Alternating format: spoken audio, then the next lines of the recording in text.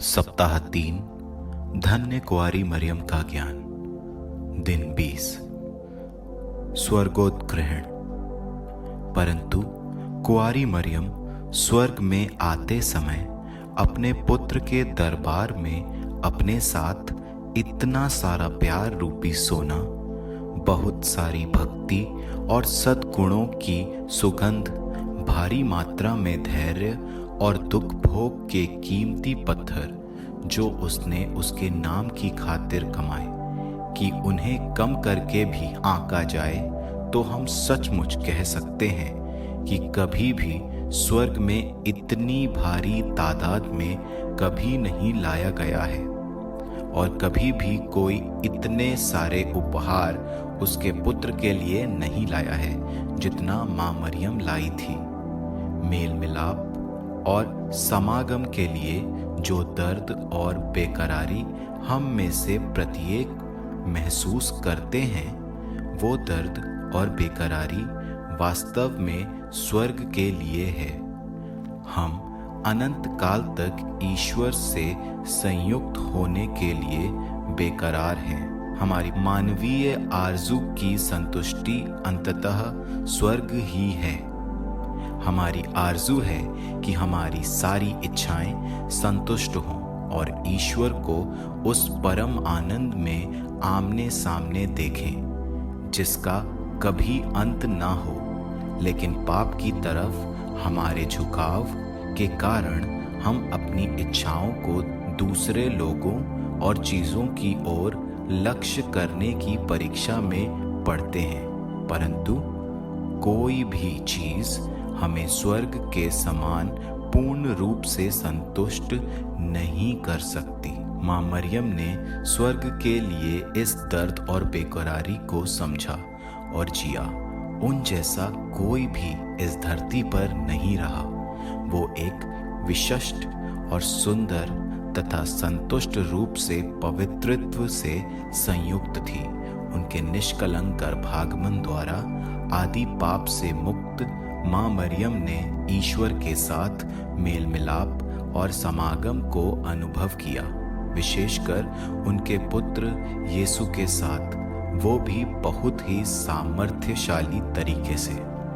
जैसे उन्होंने अपने पुत्र के दुख भोग, मृत्यु और पुनरुत्थान को अनुभव किया, उनका मातृत्व भरा हृदय इस धरती पर ईश्वर के साथ मेल मिलाप और समागम होने की इच्छा के एक गहरे दर्द और बेकरारी को अनुभव करने के लिए छोड़ दिया गया।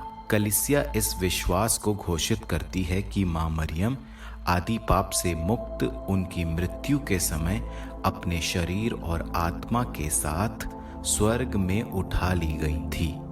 यह स्वर्गोत्ग्रहण उनके पुत्र और पवित्र तृत्व के साथ मेल मिलाप और समागम के उनके दर्द और बेकरारी की पूर्ण संतुष्टि थी। कोई कल्पना कर सकता है कि मेल मिलाप और समागम के लिए उनका दर्द और बेकरारी उनके पति संत जोसेफ से भी फिर से मिलने की तीव्र इच्छा से जुड़ी हुई थी।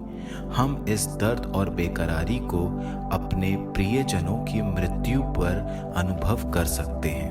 हम स्वर्ग और धरती के बीच इस गहरी खाई को अपने हृदय में महसूस करते हैं। हम अपने प्रियजनों से एक बार फिर मिलने के लिए बेकरार रहते हैं और हमारा विश्वास हमें आश्वस्त करता है कि हम सब संतों की सहभागिता में ईश्वर और एक दूसरे के साथ अनंत काल के लिए संयुक्त होंगे। यीशु और मरियम संत जोसेफ की मृत्यु के समय इस आरज़ू और आशा को जानते थे। हालांकि धर्मशास्त्र में संत जोसेफ की मृत्यु का हवाला नहीं दिया गया है। मंदिर में बालक यीशु के पाए जाने के बाद से उनका जिक्र नहीं है। इससे हम ये मान सकते हैं कि यीशु की जनसेविकाई के प्रारंभ होते समय वो उपस्थित नहीं थे। क्या संत जोसेफ को स्वर्गोत्ग्रहण का वरदान मिला था? हालांकि कलीसिया ने ऐसा कोई धर्म सिद्धांत नहीं लिखा है, लेकिन कुछ धर्मशास्त्री संत मत्ती के सुसमाचार के इस अवतरण को संत जोसेफ के स्वर्गोत्ग्रहण के विश्वास का आधार मानते हैं। कब्रें खुल गईं और बहुत से मृत संतों के शरीर पुनः जीवित हो गए। वे ईसा के पुनरुत्थान के बाद कब्रों से निकले और पवित्र नगर जाकर बहुतों को दिखाई दिए। यहाँ तक कि संत पापा जोहन 23वें ने 26 मई 1960 को स्वर्गोत्ग्रहण के पर्व के अवसर पर अपने प्रवचन में यह वक्तव्य दिया था कि संत जोसेफ का स्वर्गोत्ग्रहण धर्मनिष्ठ विश्वास के योग्य है। कोई कल्पना कर सकता है कि यीशु की मां मरियम और संत जोसेफ के साथ स्वर्ग में मेल मिलाप और समागम की उनकी इच्छा रही होगी? संत जोसेफ और मां मरियम के समान कोई दो व्यक्ति ऐसी भक्ति, सद्गुण, धैर्य और दुख भोग के साथ नहीं रहे होंगे।